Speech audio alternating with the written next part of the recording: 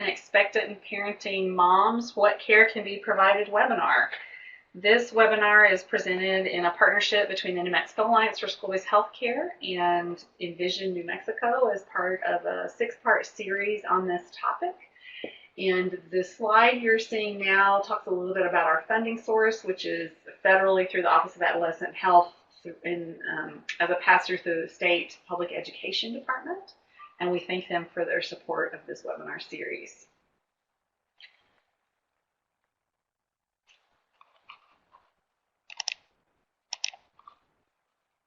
Thank you. So now we're going to look at our 3 objectives, and this is important for you if you're participating in the CEUs.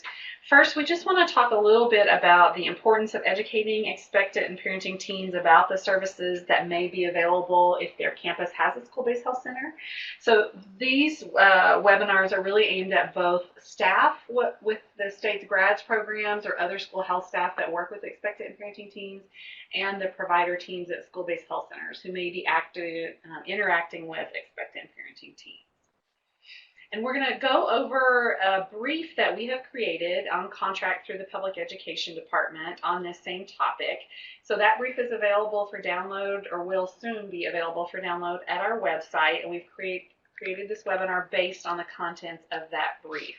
And the brief is not aimed at the students directly, it's aimed at adult allies that work with that population. So it's really to share with school-based health center and grads and other school health staff what is possible through a school-based health center for that population, and then for those adult allies to translate that for their students or patients.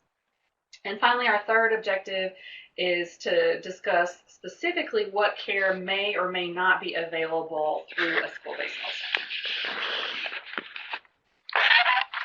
So the briefs I mentioned, we're going to be talking about one today, but there's actually a number of briefs that our organization has created in collaboration with the Public Education Department here in New Mexico.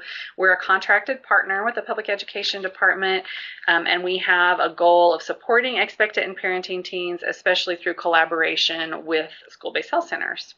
So we are working to build that collaboration by educating all of the adult allies that come in contact with that population, hopefully with the goal of improving healthcare access, either directly with the school-based health center or referring outside to healthcare resources.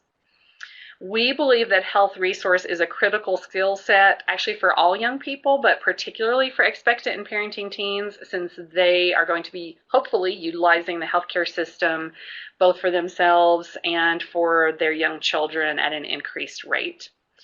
And our organization wanted to create tools that would live beyond a current funded program or project between the Alliance and the Public Education Department, because we know there's going to be an ongoing need in our communities to build this collaboration and support expectant and parenting teens.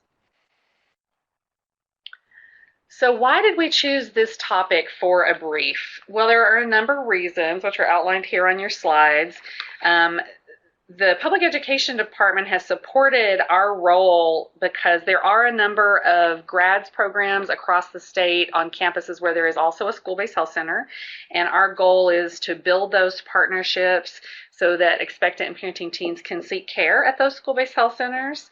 And in the case of prenatal needs, we feel like there are some options, particularly before a pregnant young woman is accessing prenatal care, for her to get support through the school-based health center. Additionally, many young people, if they have a school-based health center on their campus, find out they are pregnant through a pregnancy test at the school-based health center.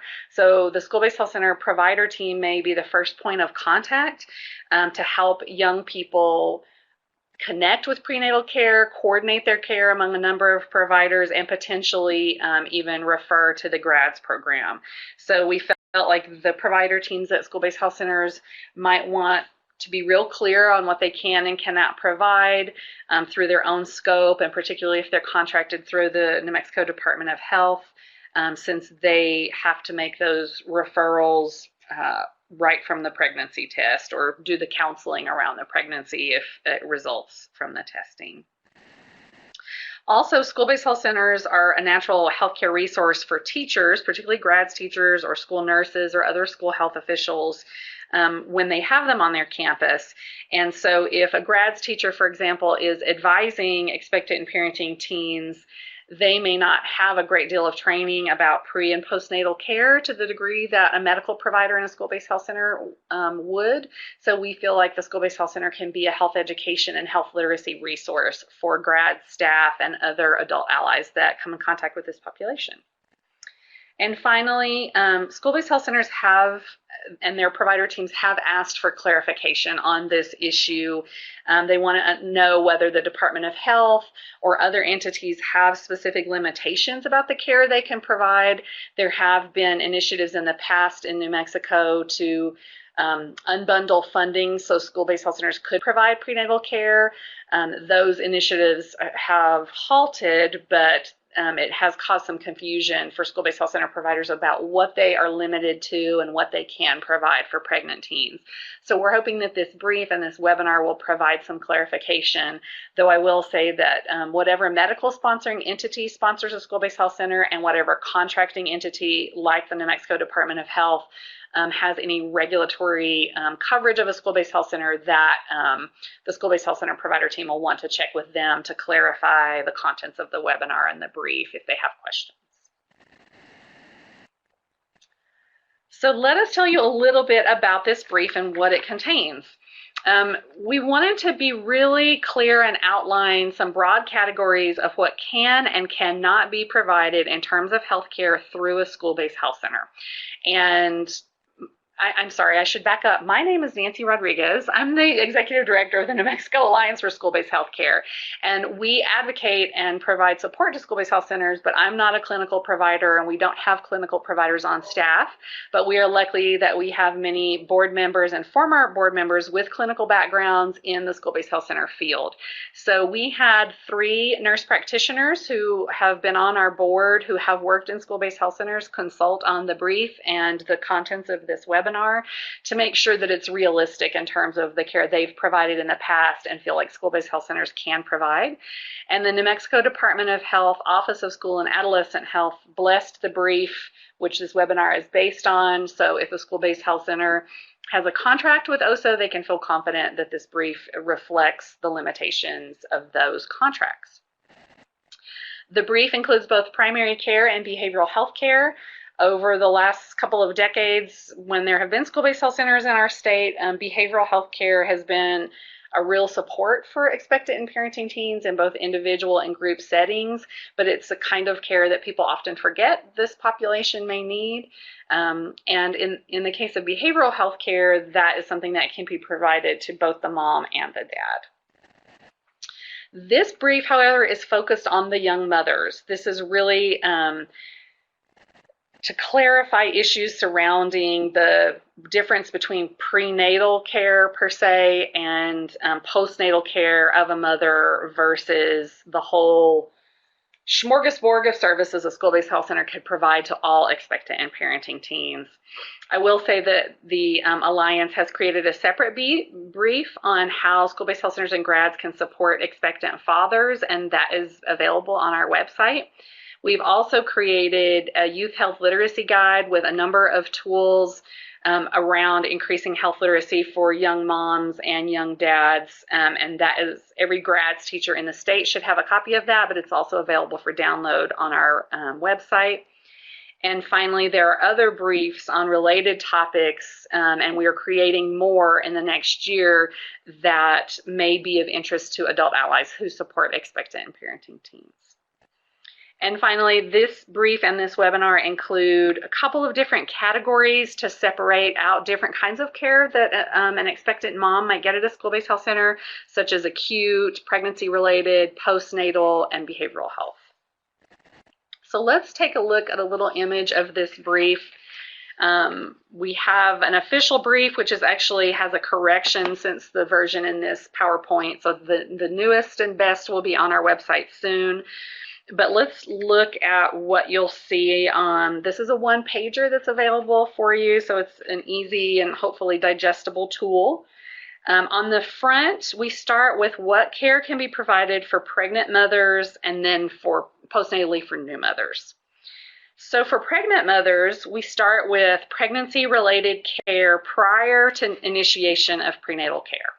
So for example, if a young person gets a pregnancy test at a school-based health center, finds out they're pregnant, decides they want to go forward with the pregnancy after counseling with the providers, the school-based health center provider team might do referral to a nurse midwife or an OB in the community and support the patient through that process.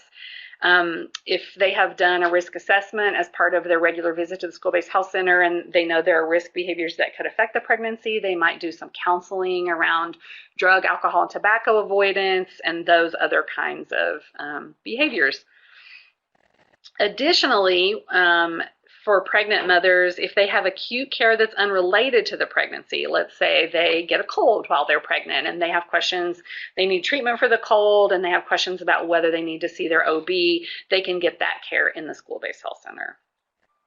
If they have symptomatic care that is related to the pregnancy that they need, for example, if in their first trimester they have a good deal of nausea that doesn't seem like it needs the OB's intervention or the OB is aware of it, and the school-based health center provider team can help them from having to miss a whole day of school, they may be able to support them and provide care for those symptoms. And finally, they may be able to provide medical advice directly related to the pregnancy. So for example, if fatigue is a major issue for the young woman while she's pregnant, and that's not necessarily something she needs to have an emergency appointment with her OB for, the school-based health center could be seeing her in addition to the OB or nurse midwife and coordinating care to support her overall health and her attendance at school. So those are some of the categories that the brief reviews and hopefully separates out and makes clear both for the provider teams at school-based health centers and other adult allies. It then goes on and shares what school-based health center providers can do for new mothers. Once they've delivered, often students who are in the grads program come back to school very soon.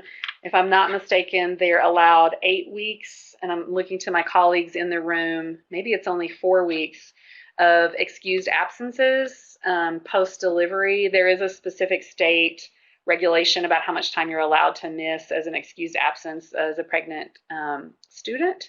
And because it's relatively brief, though better than it used to be, they may need support sort of on an ongoing basis from their school-based health center. And that may involve some acute care. Let's say they get the flu a few weeks postnatally. That wouldn't be something they would need to go back to their OB for necessarily, so they could be treated in the school-based health center. If they have some symptomatic care that's related to being a new mom, they might get support at the school-based health center. And a good example is if they're breastfeeding or pumping, particularly for grad students whose babies are in childcare on site at the school, they may be breastfeeding there on site and have breast pain that they can get advising and care for at the school-based health center. And for those of you who are watching this entire series of grads and school-based health center related webinars, you may want to refer to the webinar that Caitlin Adams presented on the Envision created Expectant Parenting Teens Clinical Best Practice Manual for School-Based Health Centers, which has discussion around breastfeeding, because that's something that we are all trying to support. The uptake of teen moms and duration of breastfeeding is lower than the general population, so if there's something the School-Based Health Center can do to support that, that would be great, since it's better outcomes for the baby and the mom. So another category of care for new mothers that may be provided is, for example, if the young person wants to have birth control to prevent a follow-on pregnancy, and they didn't, for example, get an IUD implanted immediately after delivery, they may need counseling or contraception provision through the school-based health center, and that may be available to them. If you're new to school-based health centers in New Mexico and you are watching this webinar, you should know that not all school-based health centers are allowed by their school boards to provide reproductive health care, so you'll have to check with your individual school-based health centers to determine if that is available. So that's just a brief overview of the first part of the brief, and what can be provided in terms of the medical side. So now we're going to move on to what cannot be provided. So for pregnant mothers, we would encourage, and all pregnant young women should be accessing regular prenatal care as early as possible by, in our state, a nurse midwife or obstetrician. And as we mentioned before, school-based health center can help as well as grad staff in terms of referring to a prenatal care provider. So at present, that would be rare, very rare, that a school-based health center would be providing that care. Also, if there's acute care which may significantly impact the pregnancy, let's say there's ongoing blood pressure issues, that's something that the OB or other prenatal care provider needs to be aware of and needs to be seeing the patient for. And finally, if there is something that's reported by a young woman as symptomatic that becomes clear is related to the pregnancy, particularly if it needs immediate intervention, that needs to be an appointment with the OB. And the example in our brief is vaginal bleeding. For new mothers, school-based health center would want to make sure that the new moms are seeing their outside provider for any acute care that could have an impact on postnatal care. So again, high blood pressure is the example there. If there's postnatal symptomatic care that is specifically related to, for example, a C-section, that's something that the young person should be seeing their OB or nurse midwife for, or other specialist. And finally, if the young woman does want immediate postnatal IUD insertion, that's something that she should be counseled to talk with her prenatal provider about, preferably in advance. That's the best practice at this point, is to be having that conversation early in the pregnancy, not in the delivery. And now looking at behavioral health care, as I mentioned before, this is a category where some school-based health centers do a lot of work, and other campuses may not have seen the value or have occurred that it's something they can provide. But parenting teams generally, but particularly parenting moms, may be in need of behavioral health. So school-based health center could provide individual counseling, and that might be related to postpartum depression or anxiety, but it could be anything. The natural changes and responsibility that a young person is taking on as a new parent may just provide a need for individual support through the behavioral health provider at a school-based health center, and that is available to them. There are many school-based health centers who also do group counseling for new parents or new moms or even expectant moms. And those are often created with a collaboration with the grads programs. I know of at least 2 school-based health centers in our state that have lunchtime support groups for grads classes through the support of the school-based health center provider team. However, behavioral health providers may want to refer out for postpartum depression or anxiety if there's someone in the community that's available to the young person that they feel has greater expertise. And school-based health centers are in a position often to do medication management for psychiatric medication, but again, if there is expertise in the community and they don't feel comfortable doing that, they may choose to refer out for that. And that's kind of the broad picture of behavioral health in school-based health centers. I'm going to click over and show the brief, and as I mentioned, we have had a couple of late additions, so we're going to provide on our website the latest and greatest version of this brief for download, and anybody is welcome to use it. Again, I just want to mention it is definitely aimed at adults. You wouldn't want to hand this to an expectant mom. Both the literacy level and just the aim is for the provider teams or for the educators and adult allies.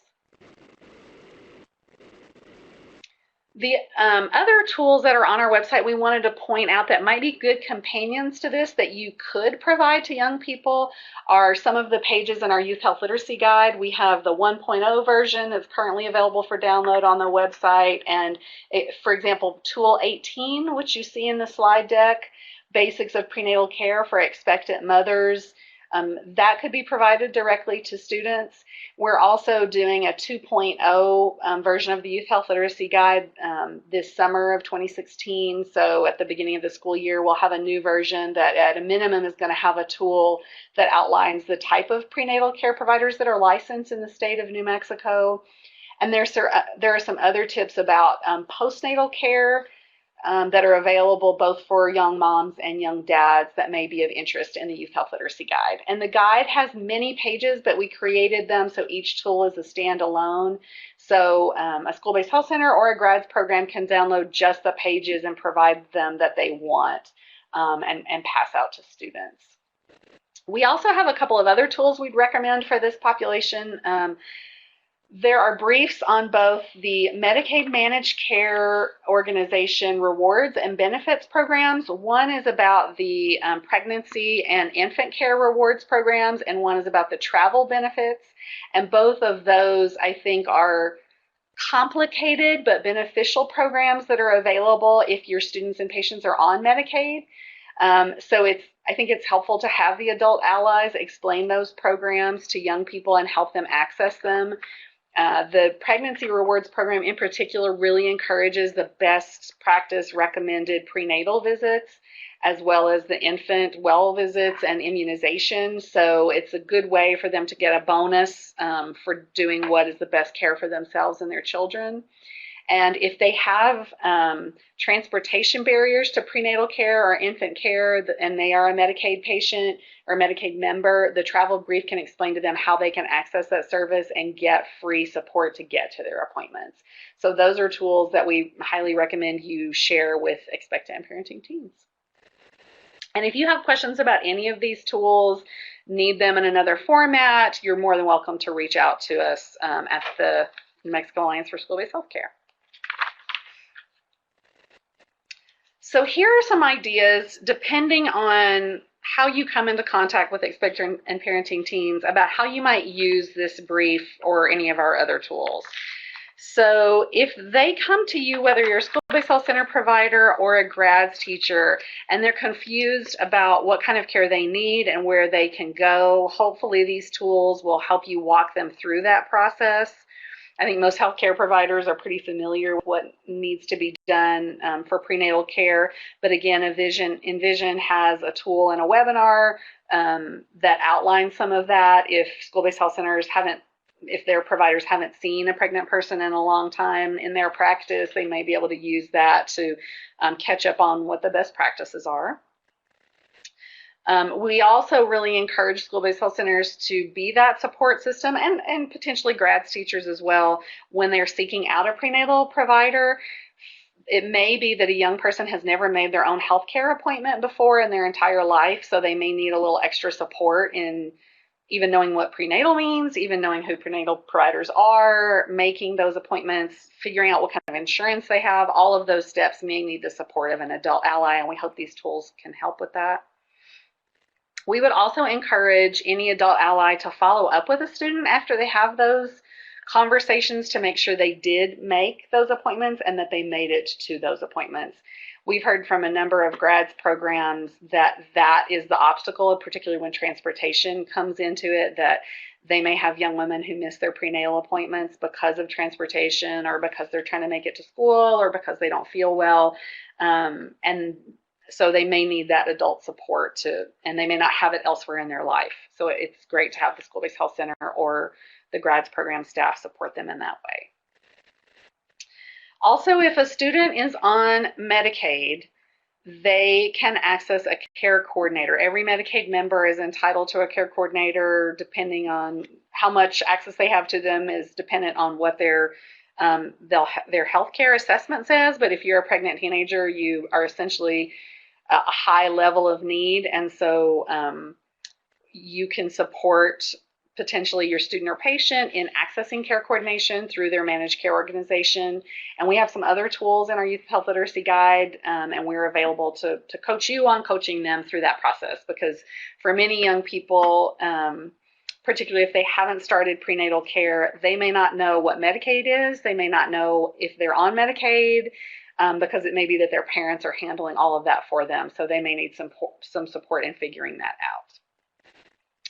And again, I just want to remind you that our staff, though small, is available to answer some of those questions if you're at a school-based health center in our state or at a grads program. I also want to mention before we move on to questions and answers that the brief that this webinar is based on it has been blessed by the Office of School and Adolescent Health.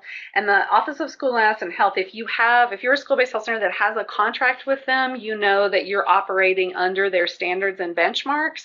And the standards and benchmarks do have a particular standard that requires OSA contracted school-based health centers to provide care to pregnant young people. So while you obviously can refer out to care under the limitations described in this brief, you're not allowed to turn away a pregnant young person just because they're pregnant. You can say you will not provide prenatal care and refer out for that care, but you cannot turn them away for other types of care just because they're pregnant. And now we want to move on to question and answer. And since we don't have anybody live on the phone, is that right, Michelle? Okay. We have some questions that we know have come up from adult allies, and we have some other experts in the room. Caitlin Adams, who I've mentioned from Envision New Mexico, who's led a number of the briefs in this series, is here and can answer some of these questions. Kim Stanek, from our program manager from the New Mexico Alliance for School-Based Health Center and the author of several of the tools and briefs that I've mentioned, is here. And our clinical practitioner, former board member from the Alliance, Paula Lesueur, and nurse practitioner from several school-based health centers, is here to talk about some of the clinical issues that come up on both medical and behavioral health sides. So we have some questions here in the slide deck that were specific to the community I want folks to be aware of. If you watch this webinar after the fact and you want to contact us about these kinds of questions, you're welcome to do so. If you feel like there are needed revisions either to this webinar or tool based on your experience with expectant and parenting teens, please feel free to reach out to us. But we have some questions that aren't on the slide deck that I want to pose to the group in the room so that those of you who watch later can benefit from the expertise. So my first question is, what is the value of the healthcare services at a school-based health center for the expectant and parenting teen population and their school? Why is it that this is a good thing for school-based health centers to do? And I think all of us have different opinions, and Paula has a lot on the clinical side to offer on this. I think it's an important resource to help reduce absenteeism and support the students' academic outcomes, most importantly. I also think it's important on the health literacy side that even if you can't provide that prenatal care, you can use some of our briefs to help educate those parents or soon-to-be parents on what's going to happen when they do have their baby or what kind of health care their children can access as well, so you can be a health literacy guide to them. As a nurse practitioner, being able to deliver services and counseling and information about the emotional and physical changes that happen during pregnancy and parenting is vitally important. If the student has already been seen in the school-based health center, they probably already have a relationship with the providers and the assistants at the school-based health center, and hopefully would feel welcome. And hopefully that school-based health center will have information about prenatal services and maybe even early infant care and things like that. Because I think it's so unique to have behavioral health and medical care at the school where the students are. It makes it more accessible to students and young parents, but it also helps to keep them in school. I was an OBGYN nurse practitioner first and then became a family nurse practitioner. So I felt very comfortable in seeing students early in a pregnancy when a lot of them would have so many absences be absent so much because they didn't feel well. They couldn't sleep. They were throwing up. They were losing weight. But if we can keep them in school and have them be seen by a healthcare professional, and we allay some of those fears or give them some advice about how to deal with some of the early symptoms, I think that it's crucial to their education as well as their well-being and having a healthy baby. Well, and since Paula mentioned having that OB background, I do want to point something out in your slide deck. If you were to blow up the picture of our brief, you would see that one of the types of care that we indicate a school-based health center could provide is to check fetal heart sounds with a Doppler. And we had some internal debate and determined to actually leave that off of the final version, because in talking to the Department of Health, they felt there's a wide variety of expertise among the nurse practitioners and PAs and some physicians that work in school-based health centers in our state. So the latest version of the brief that you'll be able to download soon from our website has a note at the very end of it, and I'm actually going to read it aloud for you because I think it kind of explains that there's a whole range beyond this brief. There's a whole range of what a school-based health center might decide to provide if they have expertise. And I think that Department of Health is open to that, but they don't want to make anybody feel compelled to provide care that they do not feel competent to provide. So this is the language on the brief.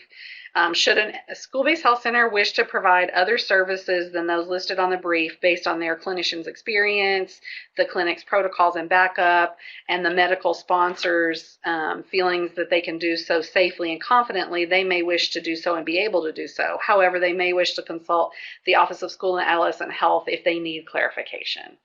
And Paula, I wondered if you could just explain from the side of someone who does have the expertise the value of being able to do those kind of higher level types of care.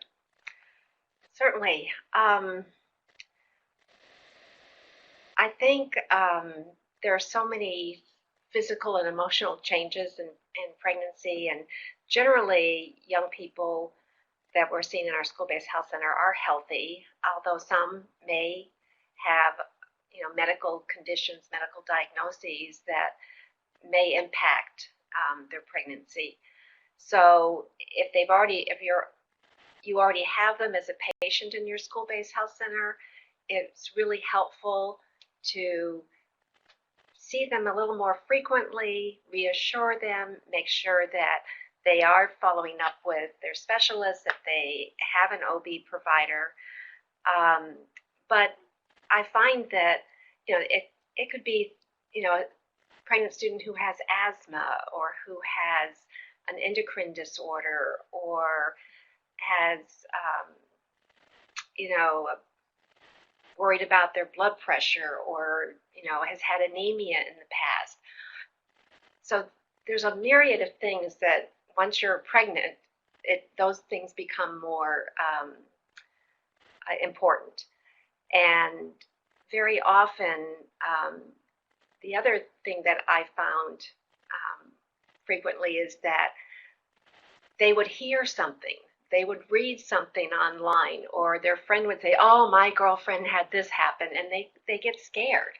And to be able to come in and talk and be reassured means a lot. I also found that if they were in a stable relationship with their boyfriend or partner, inviting that person in as well, because it's going to be an emotional roller coaster, and for both the expectant father and mother.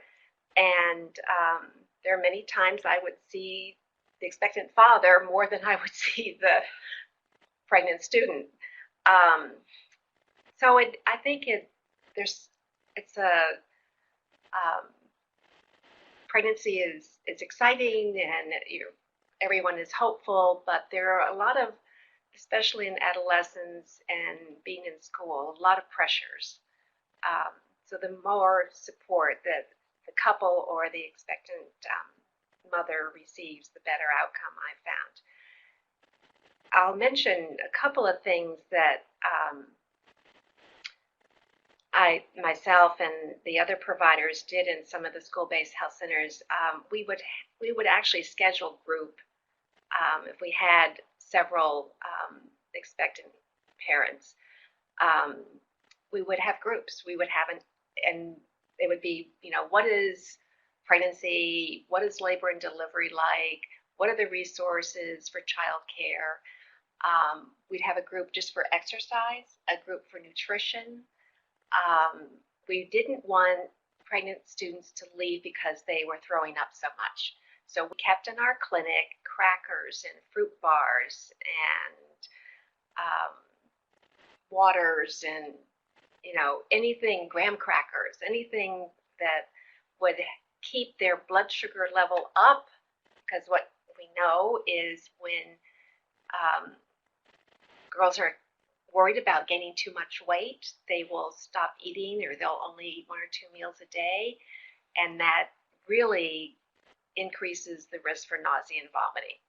So we would stress to them how important it is to eat well and to eat frequently, not huge meals, but frequent small meals. And try and enlist their partners and their family members to support them in that. We had an exercise group. We would talk about stretching and how important walking is, and simple things that they can do, and not to stop being active. So if you have the opportunity with maybe faculty at the school or providers at the school-based health center that you can call on and bridge together a medical and an educational approach to supporting young people in their pregnancy and after, so they come back to school and graduate. We did have early infant care classes, and I think I was unique to be able to do this because I lived in large cities with a lot of resources. So it's important to, if you're in the rural areas, to, I'm sure, already have established connections with midwives and OB providers and the local pharmacy, maybe a Lamaze or prenatal coach, so that if at any point you need to refer a patient or a student out for services or emergency to the hospital, that you have some professional relationship or knowledge of what the community offers and where are your emergency services and how is the best way to get students hooked up to those emergency services, including behavioral health providers and psychiatric services. So I think I will speak to the one thing I found. I was able The to system have a has detected that a minimum number of lines are connected to this conference. Do you want to continue your meeting? Press 1 to confirm. If there is no response, the conference will end.